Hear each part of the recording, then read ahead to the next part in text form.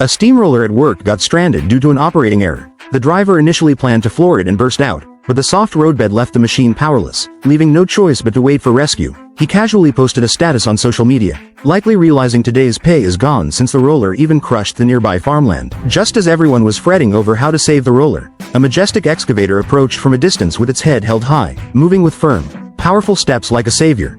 This excavator can handle any problem on this road simply because it was the one who dug it, arriving in front of the tilting roller. The excavator first adjusted its rescue angle and then hooked its bucket onto the roller's drum. With one kick of the gas, the roller was instantly pulled up. You have to admit, the excavator's horsepower is quite formidable. Unexpectedly, the roller almost slipped back down again. But luckily the excavator driver was quick-witted and extended a helping hand once more, gripping the roller and dragging it to safety.